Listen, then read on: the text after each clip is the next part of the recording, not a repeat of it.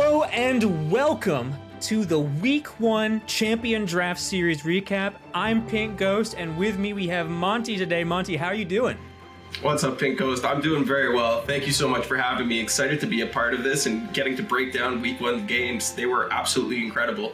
Yeah, we had a lot of excitement today, and I think we should just jump right into it because there's a lot to unpack here. Now, any experienced competitive Legends of Runeterra player knows that Brazil is a cracked region of its very own, but MaFurju has already made a stunning presentation in just the first week of this series. Monty, take us through her star-studded lineup. Yeah, definitely Ghost. With this lineup, she managed to take a quick 2-0 against Aikado, one of the potentially hardest competitors in this format and in this series. And just to give you guys an idea of some of the champions that she's drafted, before we get into the lineup itself, she's got Nora, she's got Viego, Ezreal, Sejuani, Pyke, and Rek'Sai, Tryndamere, Kindred, Nasus, and Draven. Great draft picks coming out from Julia. But her lineup this week was Nora Viego, a meta standard list. You've seen it. I'm sure you've seen it on the ladder. It's been around. It's been in tournaments. Pushed down a little bit right now because of the way the cards fell. The other Nora SI decks were a bit better, but that's the beautiful thing about a draft format. You get these tier 2, tier 1, tier 3 decks, whatever you want to call it. There are no tiers in this list. Her second deck is, of course, Lurk. I know I've seen Julia tearing up the ladder with Lurk in the past. Through every metagame you could imagine, she's been playing this deck since it was brought into the game. So if anybody's going to take a bite out of their enemy and use it, pilot it to the best success that it can be piloted, it's going to be her. And her last deck is Ezreal Sedge, which is a deck that I know we were both talking about a little bit before we started recording, and we both seem to think that it's one of her pocket picks. So great to see a deck that's a blast from the past make its appearance again here today in this draft format. And with her standout victory against Aikado this week, she is, of course, setting herself up to be a standout competitor and may even have a straight shot to the finals given these champions that she's drafted. Absolutely. The rest of the competition definitely needs to take her as a serious threat. And let us show you just a prime example from this week's games. Sentry's not the worst thing on the planet. Our hand's not doing a whole lot. Tava andando de quebrada ser no centro da cidade quando você resolveu dar salve pelo meu Red. But yeah, this has been a miserable experience for us. You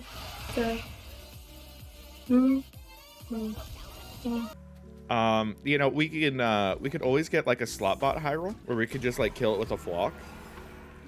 No, it went up in health. No. As duas juntinhas, uma pilantragem. Te trago uma flor da viagem e tudo dos reter. Vamos! 1-0. You know, to be fair, I'm pretty sure that MaFurju does that as like a stress relieving technique during competitions, but there is just something so, while humorous, very intimidating of your opponent just like jamming out while they are just clapping you. I gotta agree with you, Ghost. It strikes fear in the heart of men to hear a cry before battle, and that's what's going on right there. Dale Brazil! Yeah!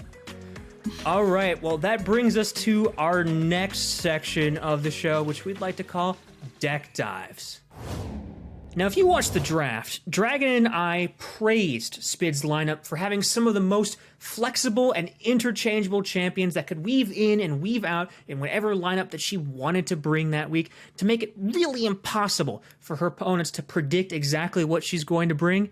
And oh boy, did she prove us right this first week, because I don't think anyone saw this deck coming. I give to you Immortal Infinite Attack Sparklefly. Monty, look, how do you feel about this list? This is a masterpiece of creativity. Gwen, Opulent Foyer, and Boisterous Host make up the core of the deck, which is fantastic. Such a strong package. Everybody has been dealt a number of losses by this Opulent Foyer at this point. Everybody's kind of sick of it. So it's cool to see it show up in a draft format with a very different package that isn't necessarily looking to abuse Rally, but is instead looking to permanently stick Hallowed buffs using Out of the Way, a card that I'm sure a lot of you haven't even seen before because it's 1, old, and 2, unplayable on ladder. but that's what makes this draft format great. Yeah, and being able to keep your units around with these immortal buffs that don't go away at the end of the round like they're supposed to, and being able to constantly gain more and more attack with each turn just makes any unit a very serious threat the later the game goes. Yeah, and Spid's also very smartly included a couple different tech options in this list, like Gifts from Beyond. So if it happens that you don't find that Sparklefly, or that your Sparkleflies all get taken off the board, you can give either one of your champions or any other unit Lifesteal, Overwhelm, whatever you think is necessary to help you survive that point in the game and get to closing it out. Excellent tech choice, even can be used just for a stun or for a Calibrum to remove a unit off the board. Very versatile card. But other removal spells that she's include the Ruination and Vengeance from Shadow Isles, and Sunburst and Hush from Targon, which are both very, very effective tools against something like a Scion, which we did see come out from her opponent Capitao this week. Yeah, a lot of thought went into this deck, not just for this very creative combo, but also to tech very well into what her opponent might be bringing. So definitely credit to Spids for this amazing masterpiece that we've gotten to see today. But I want to remind you all that this is not the only spicy deck that was brought to the Champion Draft Series. And if you wish to dig into the players' lists, there will be a link below in the description where you can check all of their lists out from the first week. Hope there's definitely some treasures in there. Many of you will know Absolution as the man who stole Chip, but what you might not know is that he also stole away Jin from his opponent Tempo Mao. Now, Tempo is a good friend of mine, and I had a little chat with him. He said he was coming for Absolution's head, and he sure as heck did that. Quick 2-0 from Tempo this week. Ghost, what went wrong? What happened in this series that Jin Kennen went down so quickly? You know, Monty, I'm just not quite exactly sure. There's a lot of factors to consider here. Jin Kennen is a deck that Absolution has definitely praised for a very long period of time as a very strong deck, a very skill-intensive deck, and there have been doubters, and those doubters certainly aren't dissuaded yet by this first week's performance. But is this deck just not as hot as he claims, or is there perhaps some other instances that occurred? Was Absolution simply unlucky for not drawing into these tech cards that he put into his list for the pressure that was going to be put out of Tempo? Game 1 versus Tempo's Pirate list, he was unable to find the tasty Faithfolk that he put in, no doubt to relieve some of the pressure from Tempo's aggression and buy him the time to start popping off with Jin. I myself am not personally a Jin Kennen expert. Maybe this is just a bad matchup for the deck. Maybe the amount of pressure that Tempo can put out with these decks just are not what Jin Kennen is looking to match into. Maybe it's looking to queue into much slower decks so that all of these Kennen spells can start triggering Jin and you can start pumping out those decimate skill effects. And you know, perhaps Jin Kennen is just a really challenging deck to pilot against some of these much more familiar archetypes. I was watching these games and there are so many possible lines, and like I said before, I am not a master of this deck. I am not exactly quite sure the proper lines to do when your champions are Kennen and Jin. And Absol certainly has a lot more experience in that regard, but it didn't pay off in this match. So we're going to have to see if he can potentially redeem the deck going into the next weeks. But regardless of the reason, Monty, regardless of the reason that Jin Kennen did not succeed in this week, Tempo still had a fantastic amount of respect for the deck, and let me show you. I feel like that deck is just one turn away from blowing me out of the water twice there. It looks so scary. I feel like if I open just a little bit worse, something terrible is about to happen to me. Really excited to watch Absol and his star deck perform throughout the next few weeks of this season. But now I'm going to hand it over to Monty, who's going to show you our highlight of the week. And what a highlight it is, Ghost. Well, this week's highlight is Elzon dropping a Soul Cleave on an Anivia. That's right, we're gonna see not one, not two, but 3 birds flying in alongside a tree to take down Puffball Panda's Nexus. Really looking at that Soul Cleave Anivia. Really looking at that Soul Cleave Anivia. There aren't little ping removals here. This is outrage! This is indeed outrage. That's also not draw. I'm gonna rip the Soul Cleave Anivia. We're just gonna try and get some action going on here.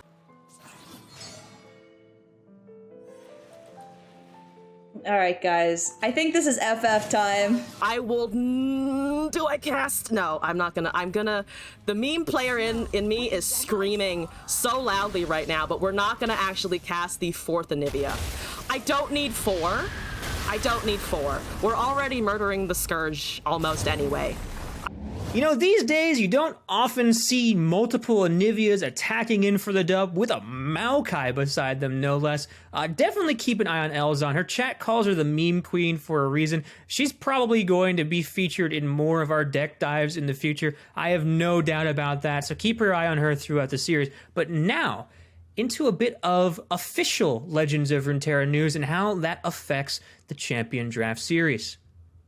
This week, Riot Games launched their first official variety patch into Legends of Runeterra, giving us a variety of new cards to add into various archetypes, as well as a few particular balance changes. And we wanted to take a moment to focus on how they might affect the players in the series going forward. Monty, what's the first standout pick, do you think? I gotta take a look at this Generous Gem Crafter. 3-mana 2/3 stats, a little bit underwhelming, but when you play a spell, grant a random ally in hand +1/+1. This card is going to be a great addition for Puffball's lineup, and even Spids might be able to find some good use for it in perhaps a Pantheon archetype. Next up, the P&Z spell that a lot of people are scared of. Formula, the burst speed, draw 2, refill your spell mana, potentially making this a 3-mana card, but counts as a 6-cost card for champions like Heimer, champions like Jace. You know who has both of those champions? Capitao. And you know, perhaps this card could also be used by P&Z Monopoly owner Elzon, or even Ikato with his Seraphine pick. Serene Skysinger is Ionia's newest card, 7-mana 3/6 with lifesteal. When I'm summoned, reduce the cost of spells in your deck by half, rounded up. It's a really interesting card. I wonder if Ikato or even Absol would be able to put it to good use. Maybe Jin Ken gets a new addition. Maybe, but we didn't also just get new cards. We had cards that were adjusted. Bandle Painter was buffed to make it a multi-region unit. And with the amount of multi-region units that Absolution has in his lineup and the potential for Bandle Tree, I could potentially see him making use of this. Some other nerfs came through, like Reveler's Feast going from burst to focus speed. This will absolutely decimate Capitao, Tempo, and maybe even Ikato. This nerf really kills a lot of the go-wide aggro strategies that were becoming popular in the current metagame. Another nerf that just hurts me to my very soul, the Atrocity spell becoming a slow speed spell. This is going to impact a lot of players and their strategies. I think especially Spids, who has a lot of options to get a bunch of big attacking units, throw them at your face, and then perhaps Atrocity for lethal. It's going to be a lot harder to do now that you can't do that reactively. But also players like Elzon, who showed us a great representation of her Shadow Isles champions this week. Maferju has a lot of go big Shadow Isles champions, such as Viego, Kindred, perhaps Nasus or Tryndamere going into those lineups. A lot of options for her. Even Tempo, with his potential for deep deck and a big 13/13 Nautilus. This is going to hurt a lot of our players. Just like its fellow weapon master, Ionian Hookmaster, Wandering Shepherd lost a stat point, this time a point of HP. This will hurt Absol and maybe Spids too. Pantheon likes to play this card more often than not. And finally, the Ravoon nerf. Now, Ravoon is hardly used outside of Leona decks, but Leona was first picked by Ikato right before this nerf went live. I am sure this has to hurt him. All right, and that brings us to the very end of the first ever CDS weekly recap. Just like the end of all these recaps, we're going to show you the player scores on screen right now, as well as the match times for this upcoming week. It has been an absolute pleasure to bring this series to all of you viewers at home, and it's been an absolute pleasure to bring you the first ever weekly recap. There's plenty of more to do, a lot of season left to play out, a lot of matches to see who turns out on top. But thank you so much for watching, and thank you, Monty, for being here with me for this episode. Thank you for having me, Ghost. It's been a wonderful evening recording this and putting on such a wonderful show for all of our lovely viewers. I hope they enjoyed as much as I enjoyed being a part of it, and I hope all of our competitors have a wonderful game tomorrow. I hope to see some amazingly spicy decks topping this week's, and I can't wait for the future of this draft series. Oh, I'm so excited. But until then, we are going to have to bid you all adieu.